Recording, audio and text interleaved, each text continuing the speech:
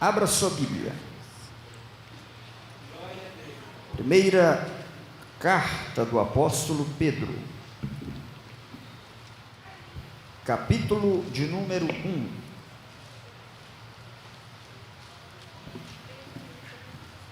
Versículo de número 13 a seguir.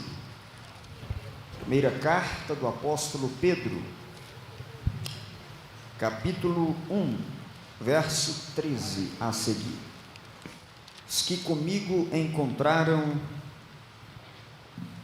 digam: eu encontrei. Vamos lá. Portanto, estejam com a mente preparada, prontos para agir, estejam alertas e coloquem toda a esperança na graça que lhes será dada quando Jesus for revelado. Como filhos obedientes, não se deixem amoldar pelos maus desejos de outrora, quando viviam na ignorância. Mas assim como é santo aquele que os chamou, sejam santos vocês também em tudo o que fizerem, pois está escrito: sejam santos, porque eu sou santo. Uma vez que vocês chamam Pai aquele que julga imparcialmente as obras de cada um, portem-se com temor durante a jornada terrena de vocês, pois vocês sabem que não foi por meio de coisas perecíveis, como prata ou ouro, que vocês foram redimidos da sua maneira vazia de viver, transmitida por seus antepassados, mas foi pelo precioso sangue de Cristo, como um cordeiro sem mancha e sem defeito, conhecido antes da criação do mundo, revelado nestes últimos tempos em favor de vocês. Por meio dele, vocês creem em Deus, que o ressuscitou dentre os mortos e o glorificou, de modo que a fé e a esperança de vocês estão em Deus. Agora que vocês purificaram a sua vida pela obediência à verdade, visando ao amor fraternal e sincero, amem sinceramente uns aos outros e de todo o coração. Vocês foram regenerados, não de uma semente perecível, mas imperecível, por meio da palavra de Deus, viva e permanente, pois toda a humanidade é como a relva, e toda a glória como a flor da relva. A relva murcha e cai a sua flor, mas a palavra do Senhor permanece para sempre. Essa é a palavra que lhes foi anunciada. Portanto, livrem-se de toda maldade e de todo engano, hipocrisia, inveja e toda espécie de maledicência. Como crianças recém-nascidas, desejem de coração o leite espiritual puro, para que por meio dele cresçam para a salvação, agora que vocês provaram que o Senhor é bom. Põe a mão no seu coração. Senhor Jesus, fala conosco, ó Pai, de maneira especial, de maneira clara, de maneira profunda. Queremos ser tocados, ensinados pela Tua palavra e pelo Teu Espírito Santo. Em nome de Jesus, é o que nós te pedimos, Pai. Amém. Tome o seu assento. um dos eventos mais importantes da história da igreja. Um evento que marca historicamente o início da expansão do Evangelho. Se deu em Atos, no capítulo de número 2. Ali, em Atos 2, se cumpriu a palavra do Senhor Jesus, quando ele estava subindo ao céu. Ele olhou para os discípulos que estavam ansiosos por receberem instruções, e o Senhor Jesus disse as seguintes palavras: olhe, em breve vocês receberão poder, ao descer sobre vós o Espírito Santo. E o Espírito Santo vai capacitar vocês, para que vocês sejam as minhas testemunhas em Jerusalém, Judeia, Samaria e até os confins da terra. Quando Jesus disse isso, ele foi elevado aos céus e deixou a orientação para que a igreja orasse, aguardasse a vinda do Espírito Santo. E dentro de poucos dias, quando todos estavam reunidos, gente que, segundo Atos capítulo 2 e versículo de número 5,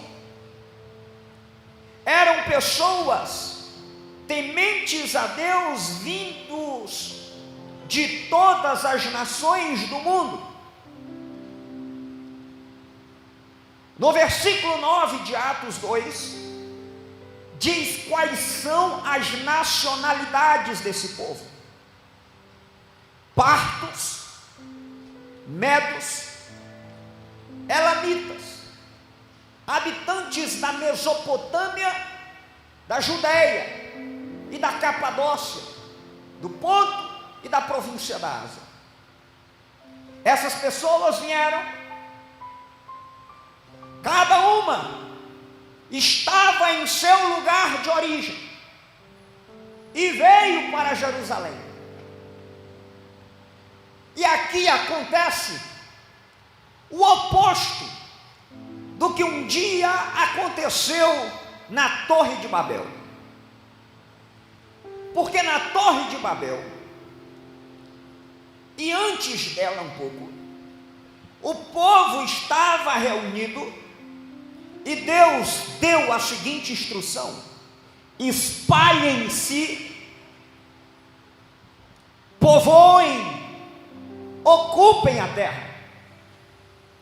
Mas o povo reunido numa planície da Mesopotâmia não queria se espalhar. Eles queriam povoar o céu à força, em vez de povoar e se espalhar pela terra. Deus fez um milagre. Deus realizou algo para cumprir o seu propósito. Porque os propósitos e os planos de Deus são irrevogáveis, como foi dito aqui. E estamos aprendendo sobre a soberania de Deus. Dizer que Deus é soberano é dizer que todos os seus propósitos serão realizados da forma como Ele quer e como lhe apraz. Então Deus disse para o povo: espalhem-se. O povo diz: não, nós não vamos nos espalhar, nós vamos nos juntar, nós vamos construir uma torre e nós vamos alcançar o céu.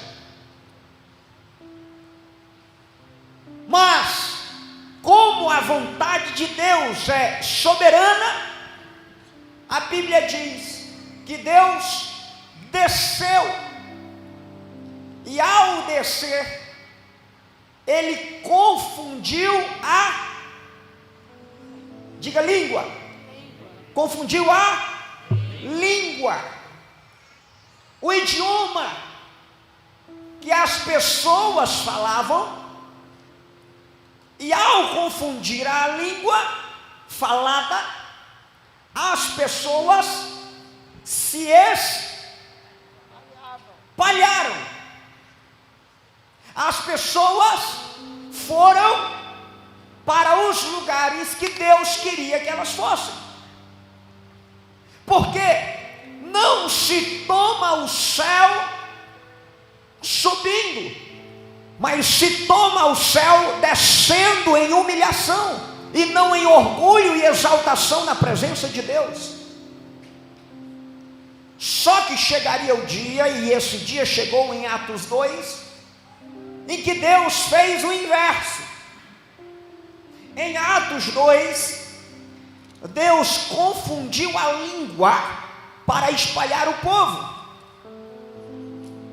Isso aconteceu melhor na Torre de Babel. Deus confundiu a língua para espalhar as nações. Mas em Atos 2, as nações daqueles lugares que eu disse, partos, medos, elamitas, da Mesopotâmia, do ponto da Frígia, da Ásia, estão reunidos. Só que agora Deus quer espalhar o Evangelho. E como é que ele vai fazer para espalhar o Evangelho? Para espalhar o povo, ele usou o milagre da confusão do idioma. Para espalhar o Evangelho, ele vai usar uma estratégia oposta. Ou seja, quem é do ponto fala uma língua, quem é da Mesopotâmia fala outra língua, quem é do Egito fala outra língua, quem vem da Grécia fala outra língua, e estão todos em Jerusalém, cada um falando a sua própria língua. Mas de repente ouve-se do céu um som em Jerusalém, dobrando as esquinas daquelas ruetas, daquelas ruas estreitas, daqueles becos estreitos daquele lugar, e um vento vem soprando e vem enchendo a casa, e naquela casa tem crente orando, e de repente eles olharam para o céu e viram algo como parecido labaredas de fogo, que se separaram e começaram a pousar sobre cada um dos crentes que ali estava. E aí o que acontece? Acontece um milagre oposto ao da Torre de Babel. Eles começaram a falar em outras línguas, conforme o Espírito Santo os capacitava para falar. E de repente, os irmãos que são do ponto, os irmãos que são da Frígia, os irmãos que são da Mesopotâmia, os irmãos que são da Panfilha, os irmãos que são de Cirene, os irmãos que são da Líbia, os irmãos que são do Egito, os irmãos que são da Ásia Menor, os irmãos que são da Capadócia, começam a olhar uns para os outros, e eles falam assim: que milagre é esse? Esses homens não conhecem a nossa língua, mas nós estamos entendendo tudo o que eles estão dizendo. Tanto judeus, quanto cretenses, quanto árabes, eles diziam: nós os ouvimos falar as maravilhas de Deus na nossa própria língua materna. Ou seja, se lá Deus confundiu as línguas para espalhar as pessoas, aqui Deus fez o milagre oposto da língua, do idioma, para espalhar o Evangelho de Jesus. Porque aquilo que fora do Evangelho se divide, no Evangelho se une. Aquilo que fora do Evangelho se fraciona, no Evangelho se torna um. Aquilo que fora de Cristo se torna um partido em Jesus Cristo, se torna uma nação. Aquilo que fora do Evangelho se torna heresia dentro do Evangelho, e na pessoa de Jesus se torna uma equipe, um povo, uma só nação, um só sacerdócio real. Deus fez um milagre oposto ao de Babel para espalhar o Evangelho. Aí, primeira epístola de Pedro, capítulo 1 e verso 1. Se possível, deixe na tela, por favor. Aqueles irmãos que ouviram a mensagem foram impactados pela palavra, foram salvos. Cada um deles falou assim: eu vou para minha cidade, mas eu vou levar o Evangelho comigo. Glória, aleluia. Cada um daqueles que foram, voltaram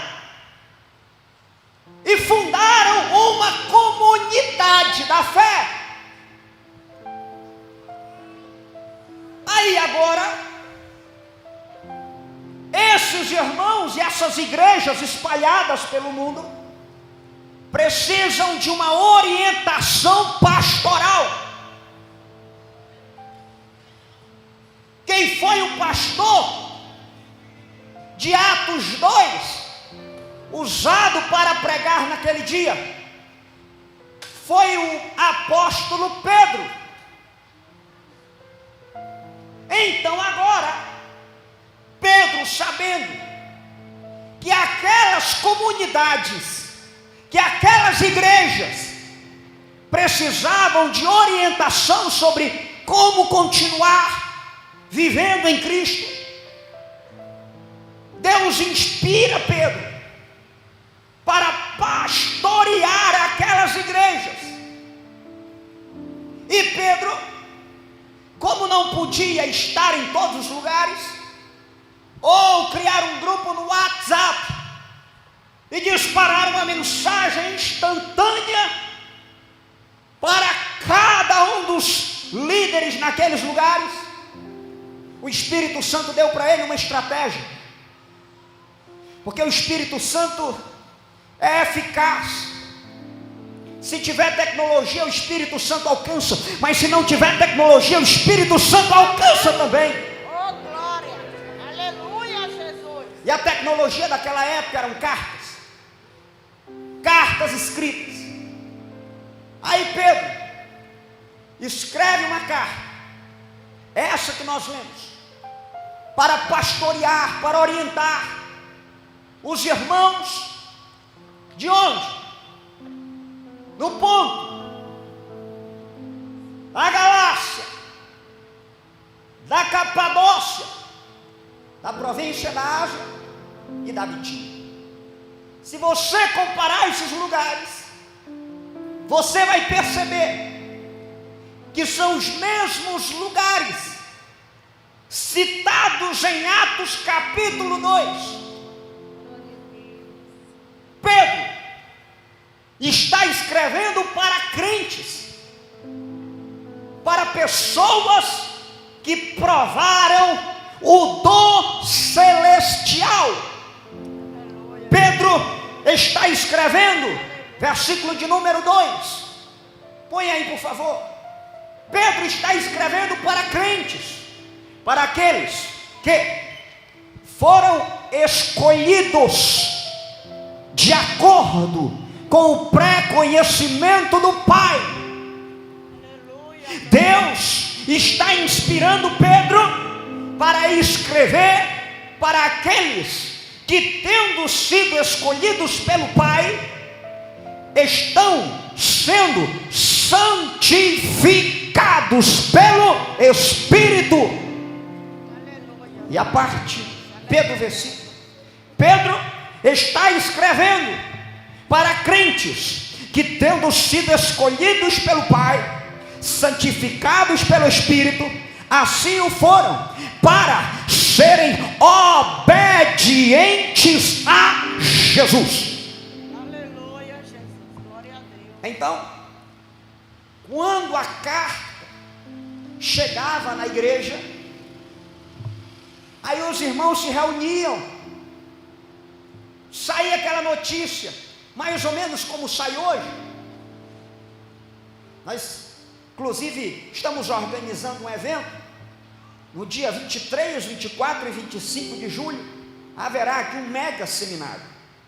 Estará aqui uma preleitora que vem de Curitiba, um grande evento que nós vamos fazer aqui para alcançar as famílias. E aí hoje, a gente faz isso, a gente divulga, olha, dia tal, tal e tal, estará aqui ministrando a palavra de Deus, a pessoa tal. Como de fato vai acontecer, e você já deve bloquear na sua agenda essas datas, todas as famílias, todos os casais, depois vamos dar as orientações. Só que naquela época era assim, não tinha fly. Naquela época, os irmãos saíam dizendo assim: ei, sabe o que vai ter domingo à noite? Sabe o que vai ter no próximo culto? Sabe o que vai ter na nossa próxima? O que é?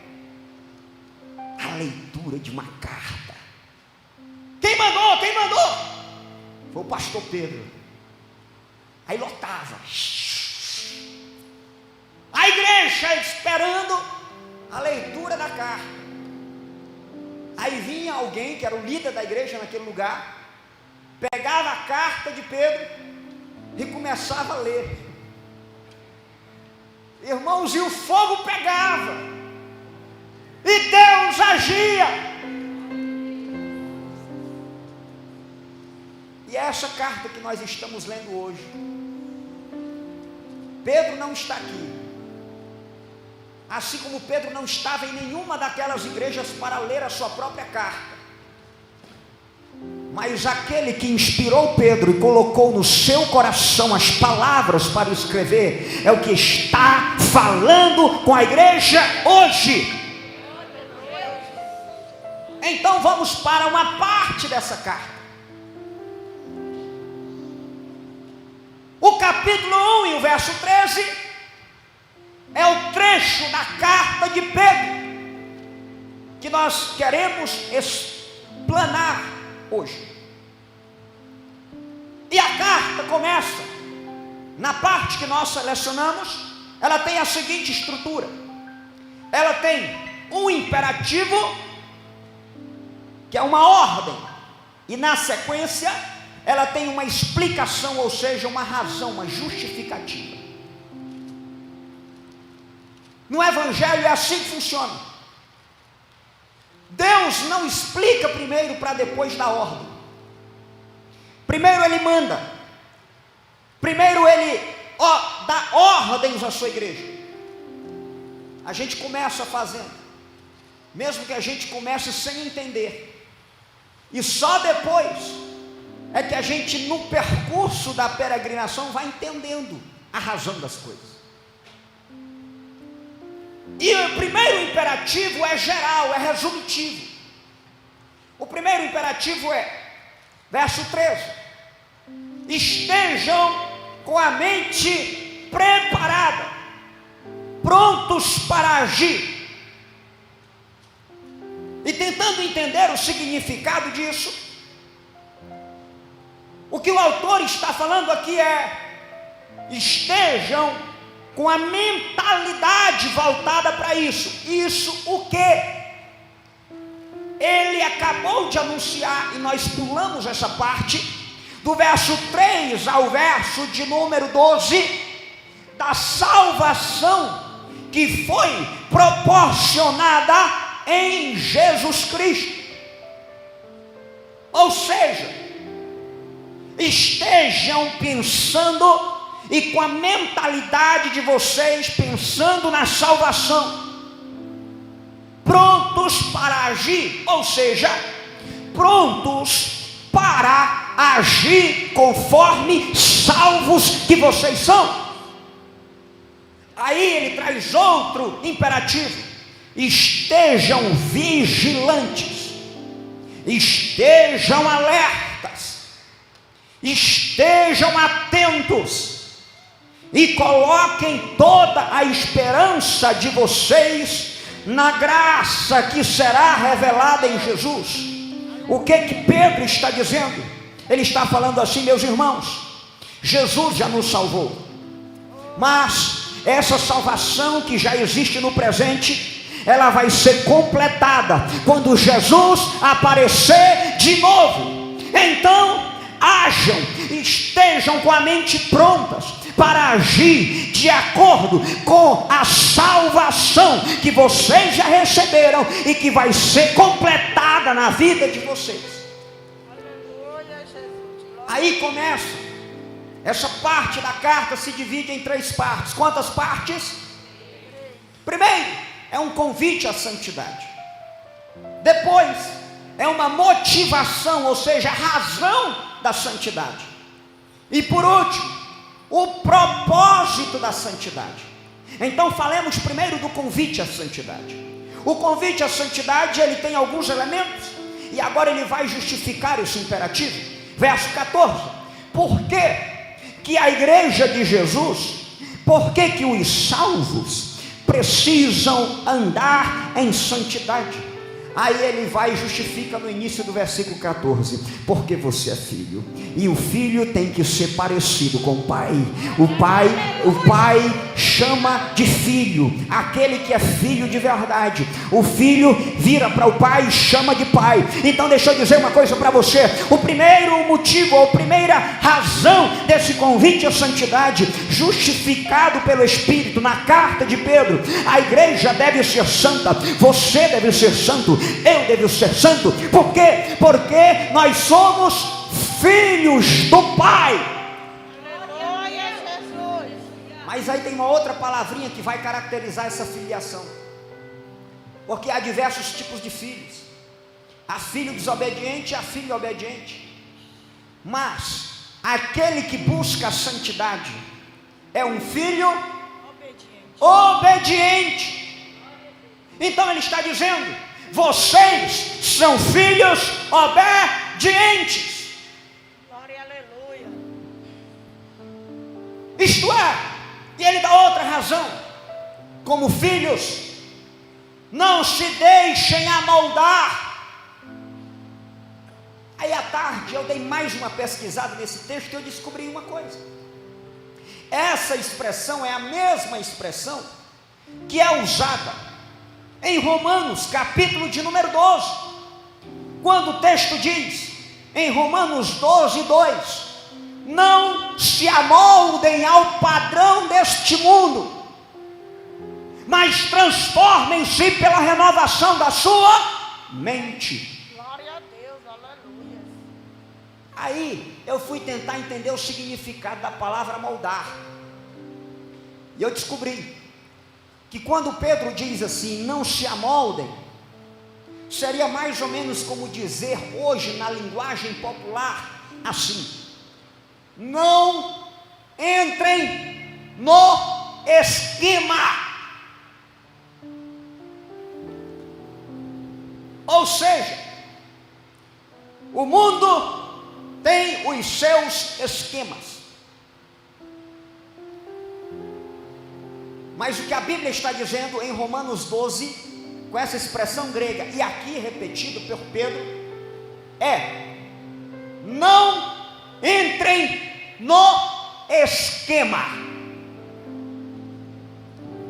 Quando a Bíblia diz assim, não entrem no esquema, a Bíblia está dizendo assim: olha, vão surgir muitas oportunidades para vocês, mas não entrem no esquema. A Bíblia está dizendo assim: olha, vão surgir muitos convites para vocês, mas não entrem no esquema. A Bíblia está dizendo assim: olha, o mundo tem os seus esquemas, mas a igreja de Jesus Cristo não tem esquema. A igreja de Jesus Cristo, ela é salva. A igreja de Jesus Cristo, ela tem tem o seu foco em Jesus. A igreja de Jesus Cristo não se amolda ao padrão do mundo. A igreja de Jesus diz não aos esquemas. Os líderes que adoram a Jesus dizem não ao esquema. Aqueles que servem a Jesus dizem não ao esquema. Ou seja, há uma característica que caracteriza o filho obediente, o filho santo, aquele que foi salvo, aquele que foi cheio do Espírito Santo de Deus. Ele não deixa se amoldar pelo esquema. Ou seja, o que Pedro está dizendo é que o esquema, ele tem a capacidade de moldar o crente. O esquema, ele tem a capacidade de moldar a pessoa. Se você entrar no esquema, depois o esquema vai entrar em você e você não vai conseguir sair do esquema. Mas a Bíblia está dizendo: não se deixem amoldar pelo esquema do mundo, não se deixem amoldar por isso, porque esse é o padrão do passado. Aí ele diz no versículo 15, o próximo motivo, a próxima razão. Sabe por que você não deve deixar o mundo entrar em você? Sabe por que você não deve entrar no mundo? Sabe por quê? Porque depois que você entra no mundo, o mundo se entranha no seu coração e você não consegue largar as coisas do mundo. Mas tenha em mente uma coisa, que o vosso Pai, verso 15, Ele é santo. Aquele que te chamou é santo, aquele que te elegeu é santo, aquele que te salvou é santo, aquele que te comprou é santo, aquele que sustenta a tua família é santo, aquele que sustenta a tua casa é santo, assim como é santo aquele que te elegeu, aquele que te chamou. Sejam santos. E o versículo 16 vai dar o fundamento final dessa parte. Sabe por quê que você deve ser santo? Por que, pastor, que eu devo ser santo? Porque está escrito, está escrito, está escrito. Isso naquela época tinha um peso muito grande, dizer assim, ó, está na palavra. Hoje tem muita gente que não está nem aí para o que está na palavra. Hoje tem muita gente que nem conhece a palavra. Hoje tem muita gente que não dá valor à palavra. Hoje tem muita gente que quer atualizar a palavra. Hoje tem muita gente que quer mudar a palavra. Hoje tem muita gente que quer acrescentar na palavra. Não está na Bíblia, mas eu tive uma revelação adicional. O Espírito Santo me mostrou. Ei, esquece isso, joga fora isso. Tem que estar na palavra, tem que estar na palavra.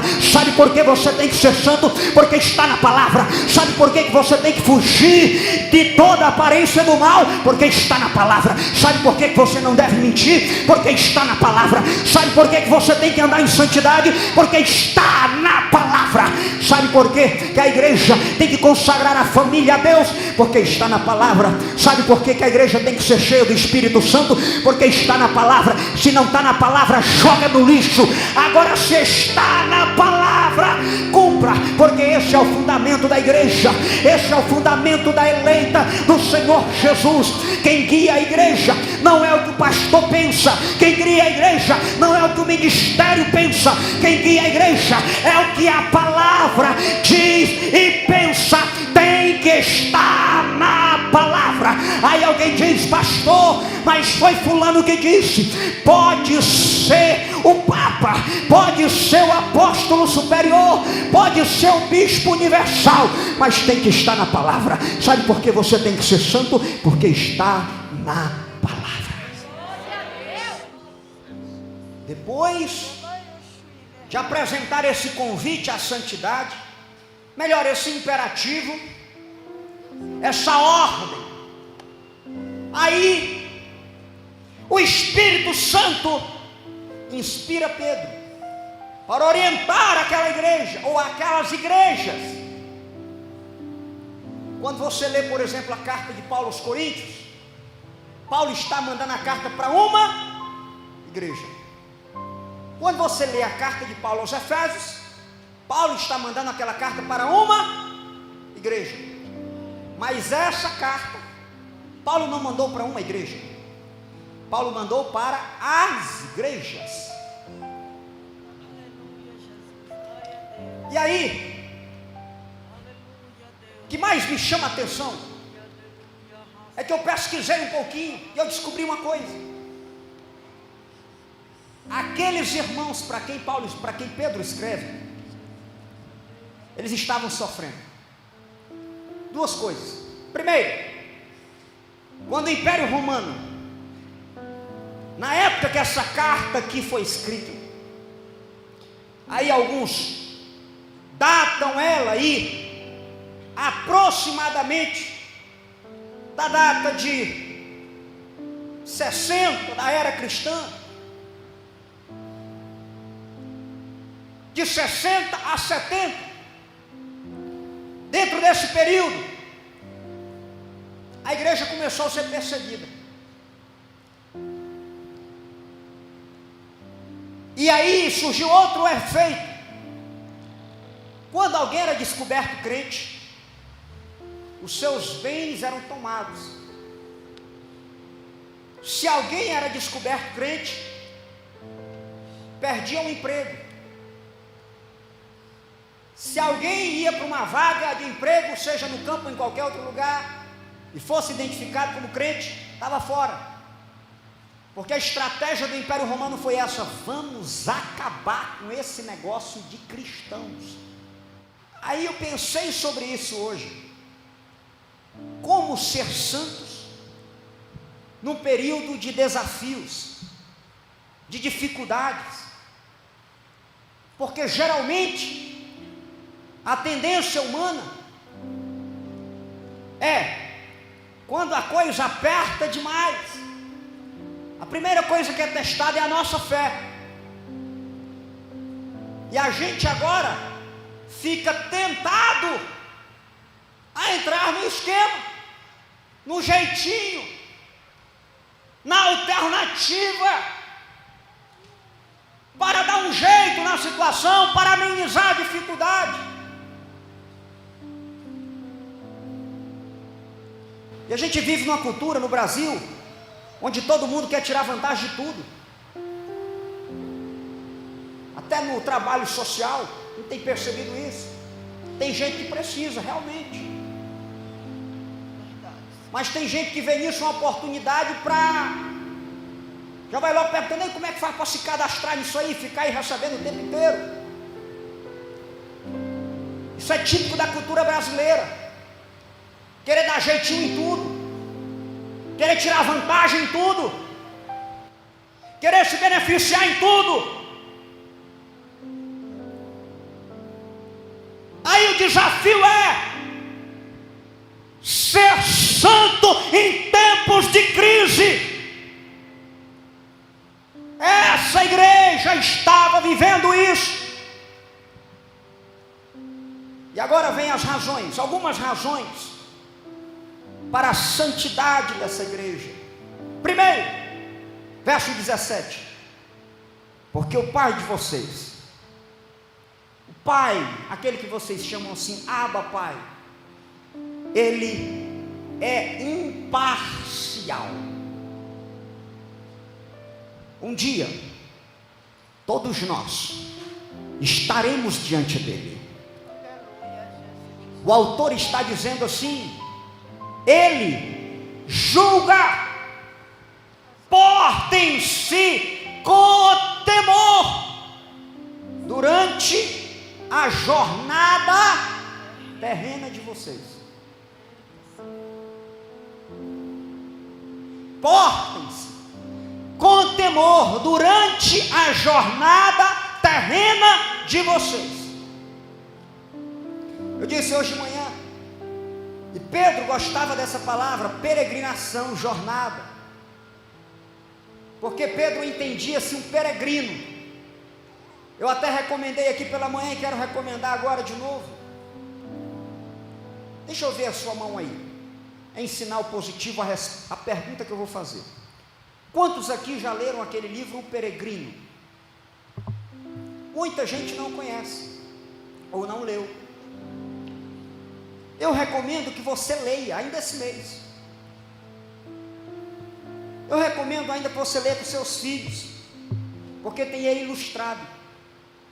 E a forma mais simples, através de uma jornada, de você entender como é a vida cristã, como é a jornada cristã, quais são as dificuldades da vida, o que se apresenta diante de nós. os personagens daquela história. Foi o livro mais lido depois da Bíblia, desde o século XVI para cá. Quando eu li esse livro com meu filho, ele ficou impactado com as verdades. Foi a maneira mais simples de mostrar como é a vida cristã. A vida cristã exige decisão. Viver a santidade, viver a santificação com Cristo, exige a gente dizer não, exige a gente entender que ao longo dessa caminhada vai aparecer o Senhor persuasão, vai aparecer o Senhor sabedoria segundo esse mundo, e uma série de personagens que aparecem no texto, tentando tirar você da jornada. Mas não saia da jornada, não saia da jornada. Não saia da jornada, não saia do caminho.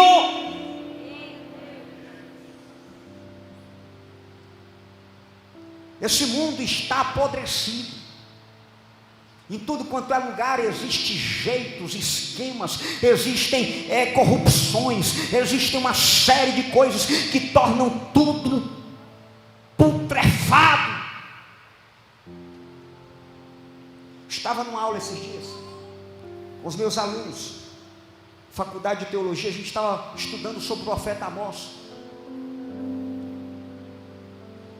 e uma das coisas que a gente comentava, explicava, mostrava, e que às vezes entristece o nosso coração, é saber, porque agora nós estamos entrando numa véspera de campanhas políticas. O ano que vem vai ser ano eleitoral, e não tem período onde os esquemas mais funcionam do que nessa época. E o que mais entristece a gente é saber que às vezes líderes evangélicos estão indo atrás dos esquemas. O que mais entristece é saber que nos comitês eleitorais, quem mais forma fila para negociar são pastores. Aí deixa eu dizer uma coisa para você. O nosso Pai é imparcial.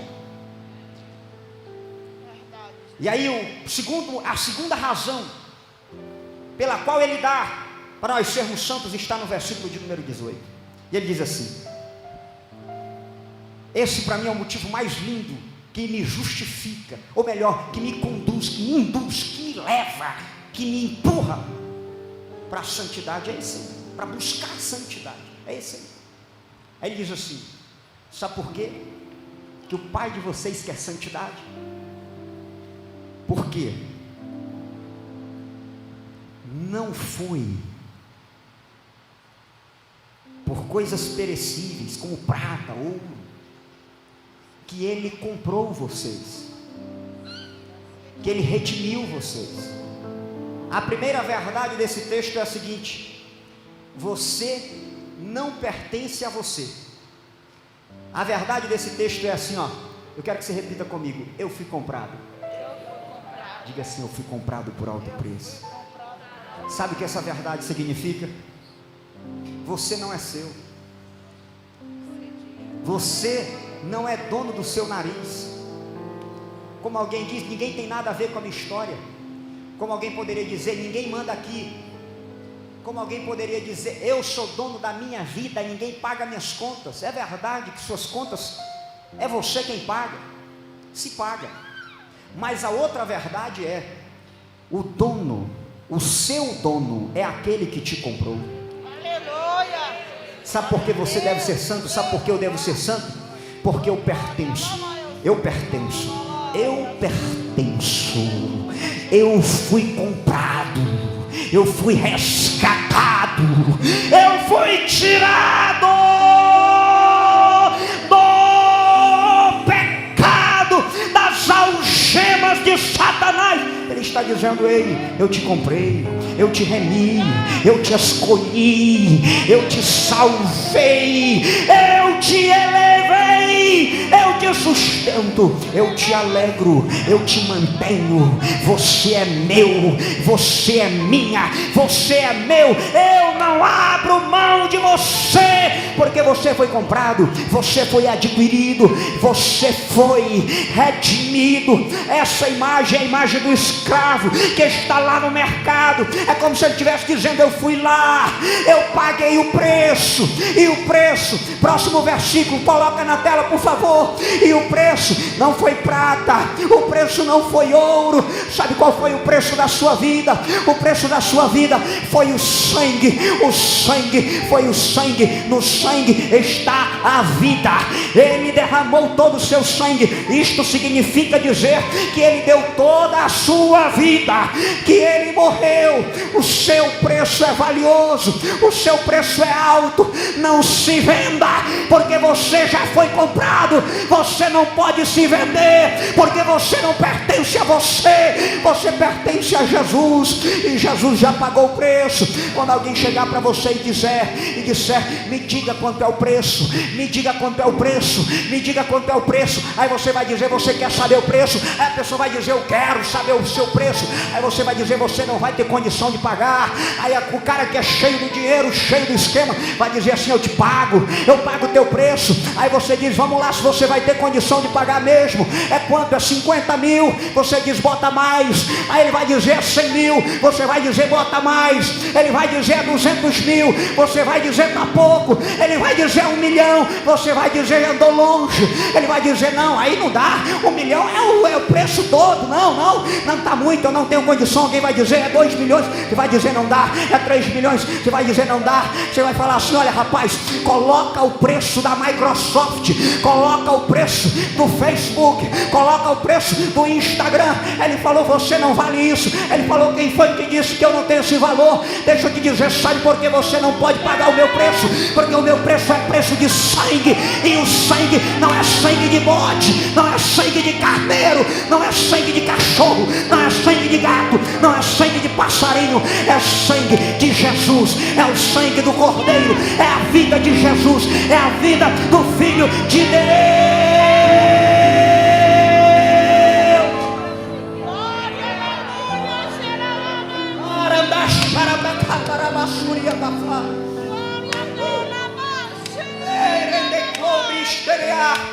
Aleluia, aleluia, aleluia. Não perca a sua comunhão com o Espírito Santo, pastor, mas a proposta é boa. Não perca, não perca, porque você vale mais, você vale mais, você vale o preço do sangue de Jesus. Você vale o preço do sangue de Jesus. Aí o inimigo chega para você e diz assim: você não vale nada. Você diz na cara dele: sai para lá, pai da mentira. Sai para lá, viciado em mentira. Sai para lá, capiroto, porque eu tenho valor. Alguém diz: você vale coisa nenhuma. Você diz: eu tenho valor. Qual é o seu valor? O meu valor é o preço de Jesus, é o preço do sangue de Jesus, é o preço da vida de Jesus, é o preço da vida de Jesus Cristo. Você foi pago, você foi comprado, melhor dizendo, você foi adquirido. A sua vida pertence a Jesus. Glorifique. Eu vou dar um tempo para você glorificar. Eu vou dar um tempo para você refletir nisso. Eu vou dar um tempo, porque ninguém pode botar preço na sua vida. Ninguém pode botar preço na sua família. Ninguém pode botar preço na sua conduta. Ninguém pode botar preço no seu ministério. Ninguém pode botar preço no seu casamento. Ninguém pode botar preço na sua conduta com Deus. Sabe por quê? Porque você não tem valor estipulado pelo mundo, mas o seu valor foi estipulado no céu. A moeda que te comprou não foi Bitcoin, não foi real e nem foi dólar, foi a moeda celestial.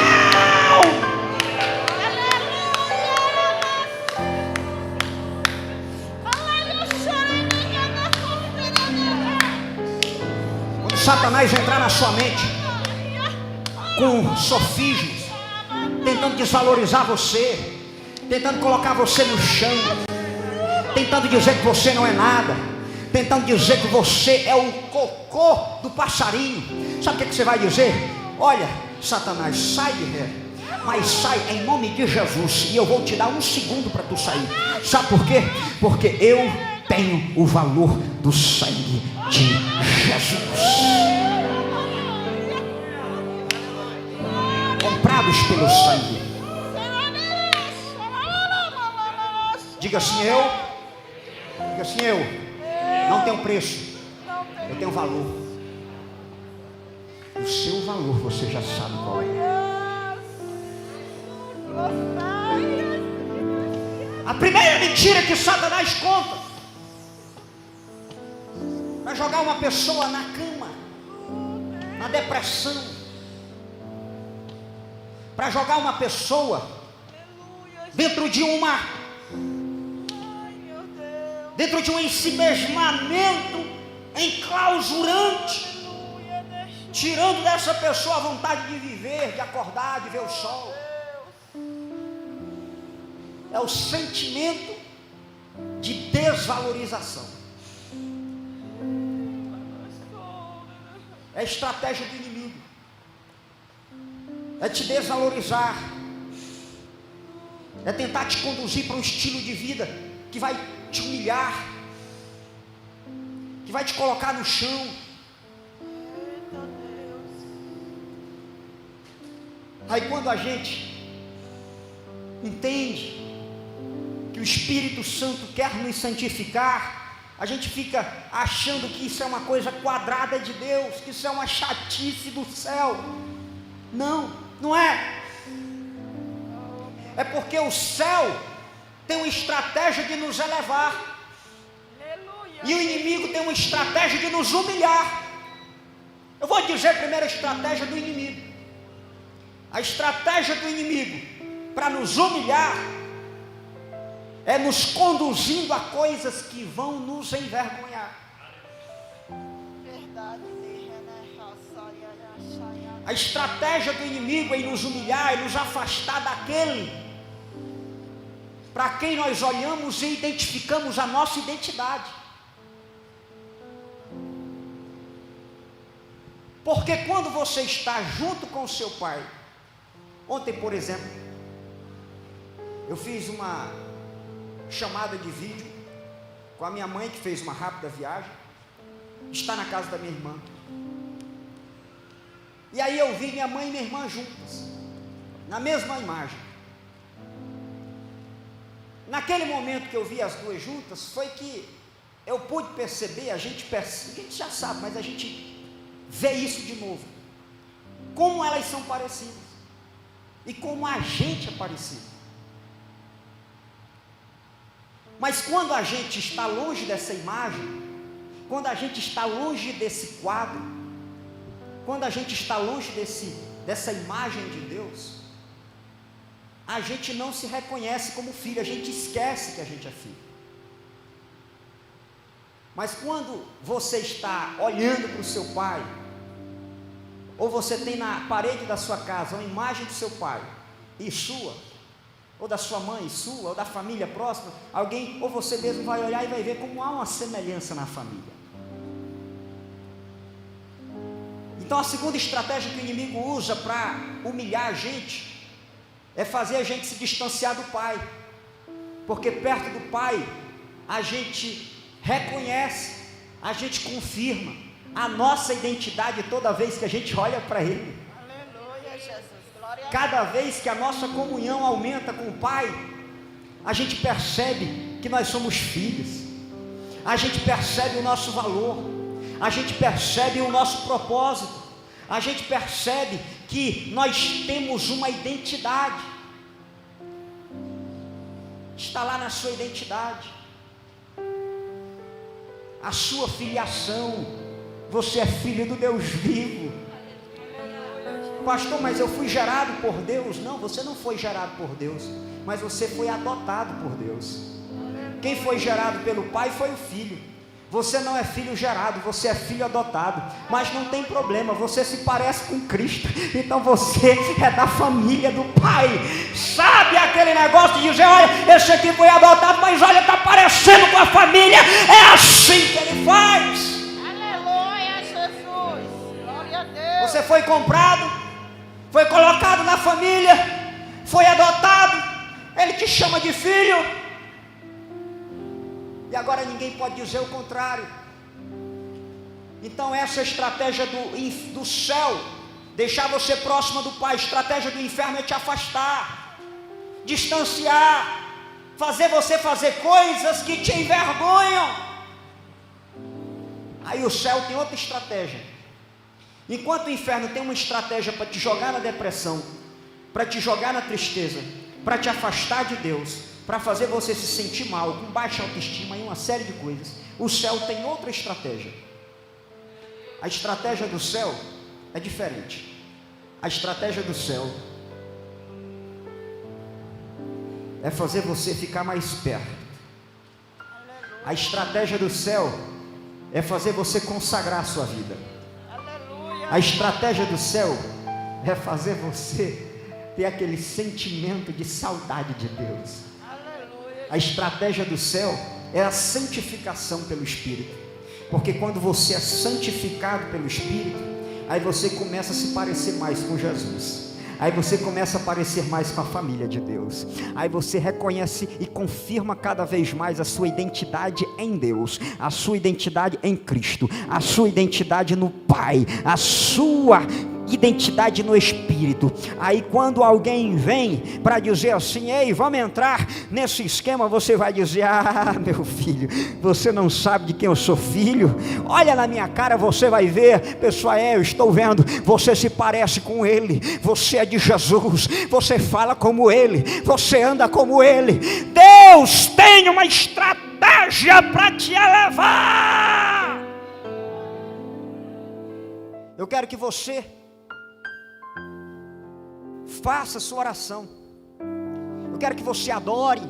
Eu quero que você cante. Eu quero que você louve. Eu quero que você afirme em Deus a sua identidade, a sua vida. Eu quero que você saia daqui hoje com desejo, com coração decidido, com coração certo, com coração determinado a viver cada vez mais para Jesus. Ah, como isso é maravilhoso! Ah, como isso é maravilhoso! Então, louve ao Senhor nesse momento com a gente. E eu quero que você faça o seu momento, faça a sua oração. De diversas maneiras você pode ter sido trazido a esse lugar hoje. E vários tipos de sentimentos podem permear o seu coração. Às vezes, pode não ser algo necessariamente ligado ao pecado, mas pode ser uma tristeza no seu coração, por alguma coisa que aconteceu na sua vida, e isso fez você se sentir menor, fez você se sentir pequeno, fez você se sentir cada vez mais apequenado. Mas eu quero que você saia daqui cheio da convicção de que você foi escolhido por Deus, de que Deus não abre mão da sua vida, de que você tem um valor alto, porque o preço pago pela sua vida foi preço do sangue de Jesus.